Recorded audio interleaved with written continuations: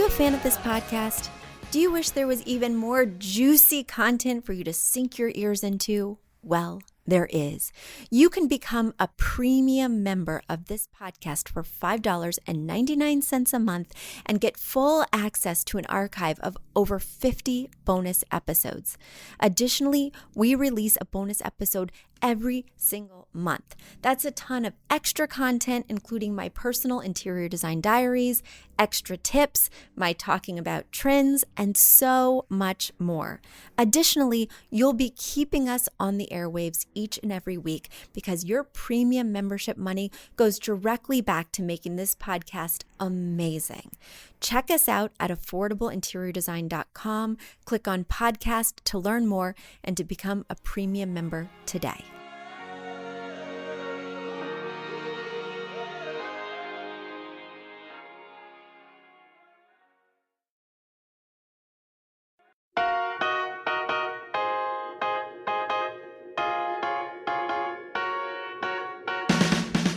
You don't need a high-end designer or a lot of money to get a luxe look. Be your own interior designer. This is Affordable Interior Design, the podcast. Here's your host, Betsy Helmuth. Ho, ho, ho. Happy holidays, everyone.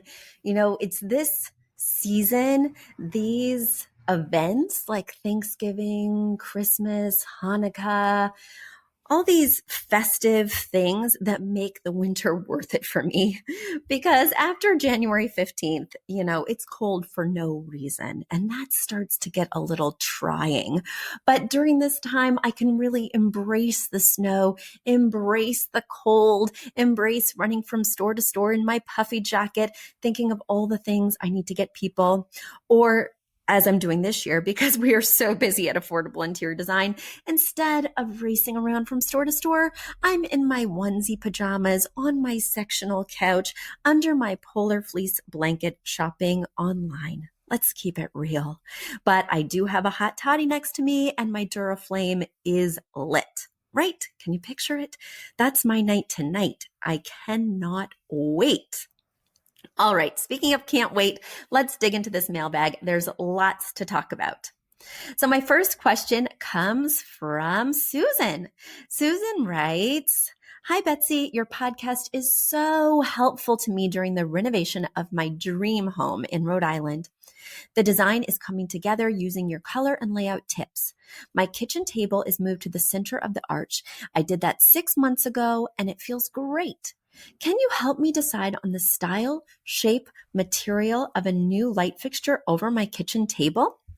The new fixture will need to swag from an existing socket that's off center of the table, since the ceiling is stained wood and we won't be able to patch that existing hole. I'm considering metal, thank you for your feng shui class, which will help to balance out this overload of wood. But I don't want to obstruct the views. What shape should the fixture be? Should it be a globe or square or maybe a chandelier? I'm not opposed to something with a few crystals, but should I consider something other than metal?" All right, Susan, your note goes on, but I want to stop right here and answer these questions, and then we'll get to the rest. So first of all, congrats on getting a home in Rhode Island. I went to Rhode Island for the first time, really, not just driving through, but really stopping and staying. I went to Narragansett this summer with my family, and I was so enchanted. I was like, what am I doing in New York? I need to live here. I need to be close to these cliffs and the ocean and the seafood. It was amazing. And I think I found my go-to place for every summer vacation, but I'll try and stay open. That's the beautiful thing about the East Coast is there's so many options from Maine to Massachusetts to Long Island to now Rhode Island, Delaware, Virginia. The options are really almost endless. As a gal from Missouri who had never seen an ocean or even large body of water besides the Mississippi River until I was 16, living near water has just been transformative. I have a view of the Hudson River from my home, and it just brings me peace. Where has water been all my life? So I'm feeling a little jealous, Susan. I'm just going to put that out there. But I'm also very excited for you because finding your dream home is really so satisfying, isn't it? You can really set down roots and make changes that reflect your personality without thinking of resale value. And that is liberating. All right, let's get to that question. So you have a rectangular table based on the pictures that you sent me. It's rectangular with rounded edges. It is centered over an arch that kind of connects open living spaces, right? But separates the dining room from what appears to be a family or living room. Now, this is goofy.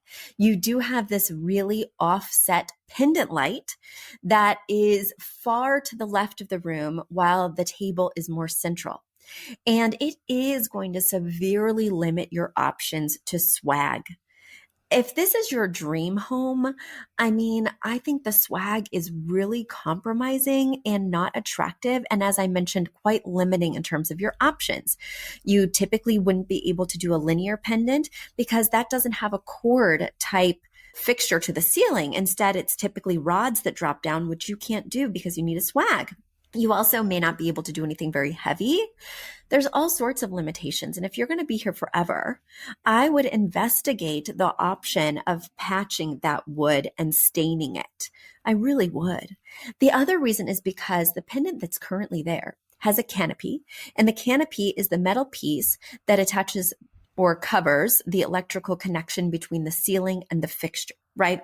Most of the time, they're small, 5 or 6 inch diameter circles. In this case, it's a big, 10 inch by 10 inch square. Who knows what madness is under there? You may find that you will have to stain and patch anyway because maybe it's faded under there from where the sun hasn't been able to get to that piece of ceiling. Maybe they didn't even stain that part under there. Maybe you're going to be left with this really weird square.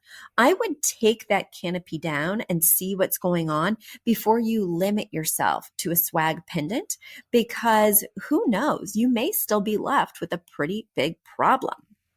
All right, let's just say you weren't left with a problem. Let's just say you must do a swag. As I mentioned before, it's really going to limit what you can choose. You'll have to choose something that has a cord or has some kind of swag, whether it's a chain or something like that. Because you wouldn't want to do any kind of rod or any kind of cord cover that then leads to a drop down. You just don't want to get too complicated or weird, right? This is supposed to enhance the look of your dining room, not take away from it. So you'll find that there aren't many options for you to do something crystal. Now, the one thing I want to keep in mind, typically above a rectangular table, if it's a very long rectangular table, which is yours is not, right? It might be with extension leaves, but right now it appears to be 60 inches long by maybe 42 to 48 inches deep. And that's perfectly standard and not extra long. If your table was over 60 inches, I'd be recommending a linear pendant or a linear chandelier, which tends to be a long fixture rather than a round fixture. I don't tend to do square fixtures too much just because you're limited in options.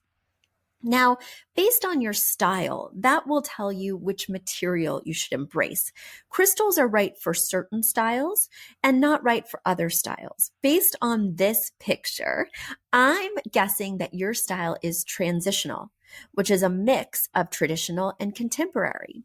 Now, it also appears that you have amazing views of a body of water. That's why I'm drooling over here.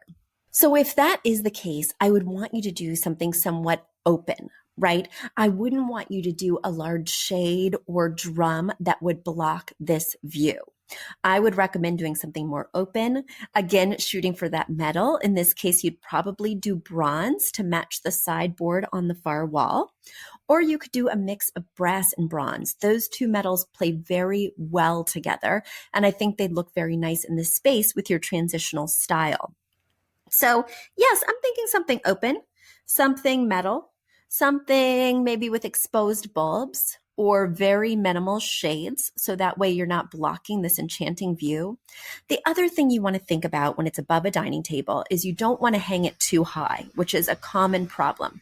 From the top of the table to the bottom of the fixture, it should be 29 to 34 inches, ideally. And you also don't want to get anything too deep, because when people sit down and get up, you don't want them hitting their head on the fixture. You want to keep it relatively narrow. In this case, if my eye estimation is correct, it'd be between 18 and 24 inches deep. Now, it could be longer than that since the table's longer than that. But if you're doing a round piece, whether it's a pendant or a chandelier, I'd stick to that 18 by 24 so that it's not bothering people when they get up and down from the dining table. And now it's time for a quick commercial break. Do you love this podcast? Do you wish you could learn even more?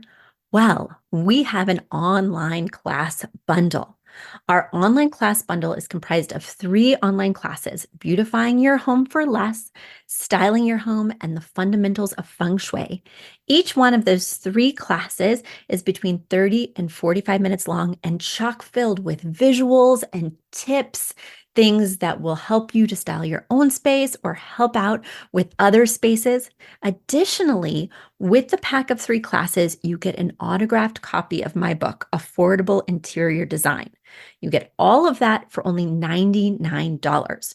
Once again, that's the 3 online classes as well as the book for only $99. You just go to affordableinteriordesign.com/classes. Once again, affordableinteriordesign.com/classes to buy your bundle today. And if one of those classes sounded intriguing, but maybe you already have my book or some of the other topics are not of interest, you can buy the classes individually at that site as well. Each class is $40. So head over to affordableinteriordesign.com/classes to get your bundle or your online class today. All right, Susan, let's get to your next question. The next question is, I will also need a ceiling light for the office room. I'm considering a semi-flush drum. Should it be made of the same material and finish since it can be seen from the kitchen? Do you have specific lights to suggest? I don't love shopping. You see, the house is coastal and my style is tranquil transitional. Well, there we go. Yes, it is tranquil transitional. I agree with you. And you mentioned that my metal finishes are brushed nickel. Now, wait. Look at that sideboard over there. Your metal finishes are not brushed nickel? Maybe they are elsewhere, but that's not what I'm seeing everywhere. So double check that, because brushed nickel does not play well with oil rubbed bronze. All right, so go check that and let me answer this question. I love a semi-flush drum. I think that's a great idea.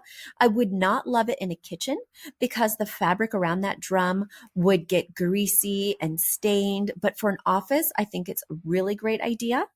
I would recommend playing with the metal finishes that you're playing with throughout. While I can't recommend specific lights necessarily, I can recommend specific websites. I love Lamps Plus. I love Circa Lighting if you want to spend a little bit more because this is your dream house. I love Ballard Designs. I love Pottery Barn. All those would go really well with this style. So that's what I would recommend. Look there. And then you have a PS for me. PS, considering having the tabletop painted navy, it's currently French blue. Since I learned your 3-color tip, my 3 colors are navy, teal, and burnt orange. Would the navy be too matchy-matchy with the chair fabric and rug, which are also navy? I can switch out the carpet. Thank you, Susan. Yes, you are in danger of this room becoming the blue room, right? Now, maybe you could layer some accents on the center of the table that embrace that rust. Maybe you could bring in a new rug that has elements of rust to shake it up a little bit. But in this room, I'm not seeing the burnt orange. And if you're truly incorporating that color, well, then you need to bring it in here. So, Susan, I hope that helps. Now let's get to my next question in the mailbag. All right. My next question comes from Jamie. Jamie writes, "Hi, Betsy. Thank you for taking the time and energy to put out such amazing content. Your design wisdom has helped me so much in creating the home of my dreams. I'm writing you today for advice on a very large piece of furniture that was gifted to us by my mother-in-law. It really is very pretty. It's a country table with 6 chairs in honey oak, and it has detailing that just screams rustic farmhouse. The problem is, our 1889 home is decorated in a style that's a little bit more eclectic traditional. We have medium tone woods throughout our house, and it matches the planked ceiling in the adjoining living room, which gives off a speakeasy feel. Our dining room has very tall ceilings with white wainscoting, and we painted the textured wallpaper Benjamin Moore's Hail Navy. We have a wrought iron wagon wheel fixture that's going to be going in the dining room as well. The light wood of the table makes it look like it doesn't belong. I would just stain the table, but the tabletop seems to be a molded laminate. I fear that painting the set will just bring more of a country feel. My mother-in-law seems as though she might be upset if we did anything to the table, as the chairs came with seat pads in a red color that did not match our home. I promptly took them off, and she was very disappointed in that small reversible change. What do I do to make this work and not hurt her feelings? Thank you so much for all your help, Jamie." Jamie, this is where psychology comes into play. And I must tell you, I deal with clients all the time who have been quote unquote gifted furniture pieces.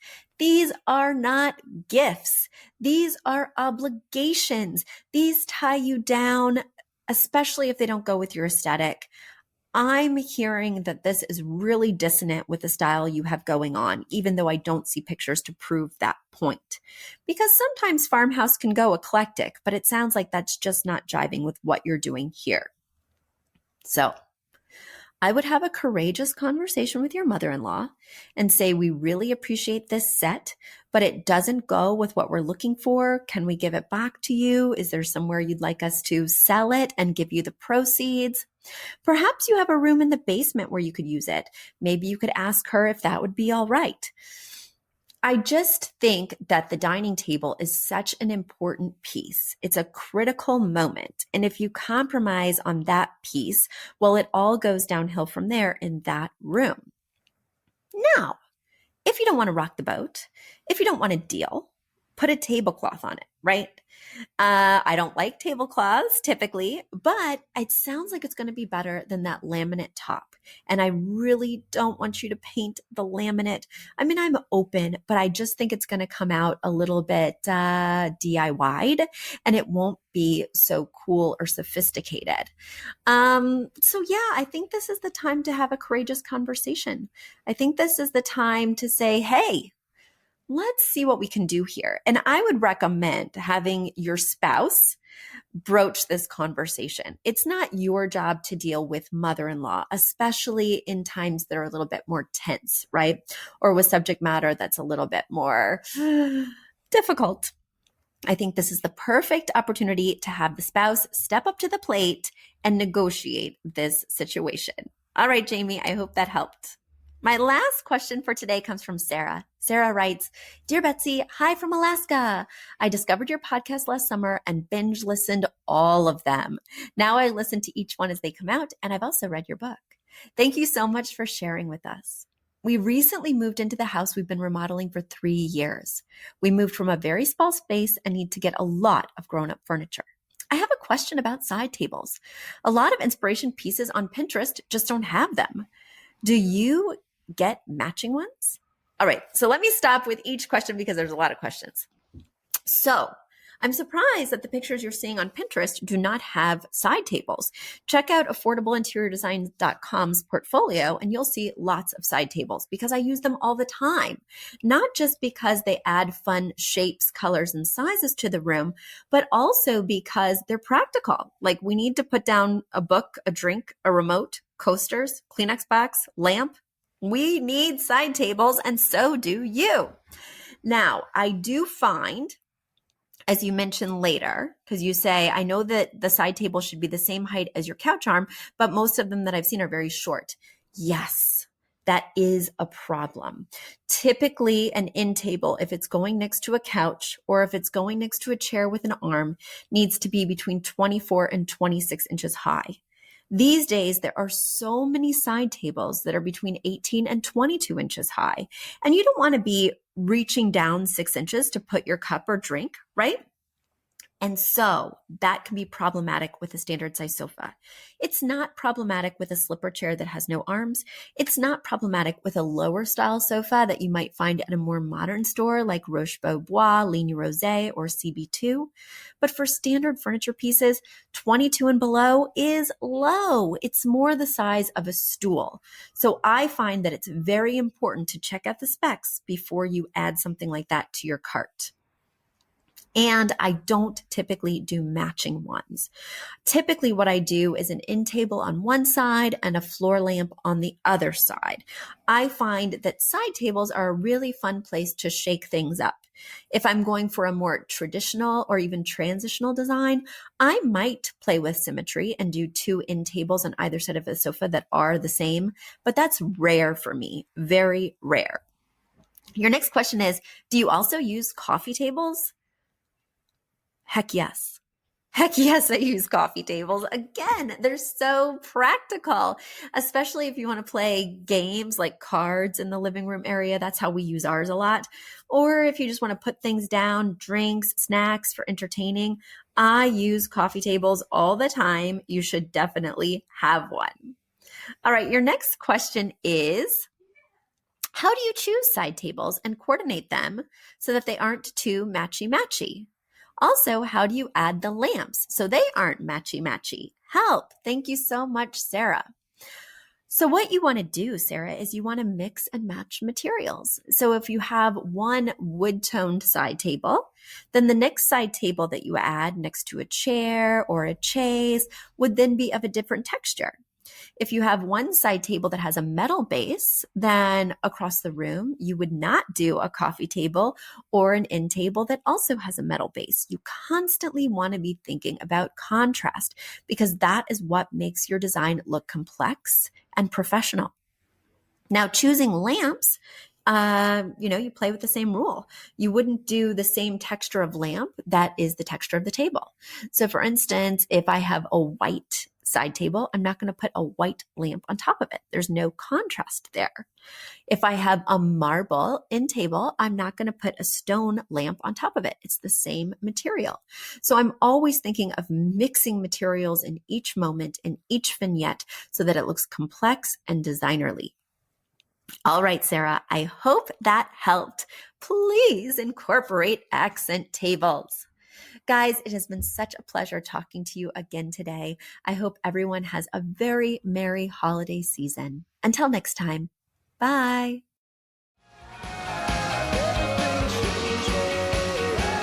You've asked for it, and we have answered the call. For years, you've been saying, Betsy, you're talking about all these great design concepts, but we can't visualize them. You're describing the picture that the listener sent in of their problem, and we wish we could see that picture too. After all, a picture is worth 1,000 words, and I do my best to describe them, but there's nothing like seeing it for yourself. And that's why Affordable Interior Design, the podcast, now has a YouTube channel. Not only do we have a YouTube channel where you could see recordings and clips of these podcast episodes, we also have an Instagram, a Facebook, and so many other exciting things. You should check it out. Head over to affordableinteriordesign.com/links. Once again, affordableinteriordesign.com/LINKS. links. And when you go there, you will see links to our YouTube page, our Instagram page, our Facebook page, and more. Please check it out, follow and subscribe so you can see everything I'm talking about.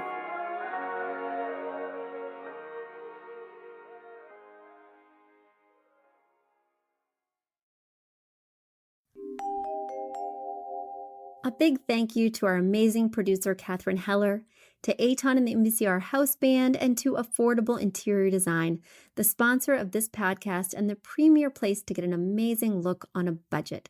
Check out affordableinteriordesign.com. If you guys love the show, the very best way to support us is by spreading the word. Tell your friends or write us an awesome review on iTunes. So until next week, guys, thanks so much for joining us, and I'll talk to you soon. Bye.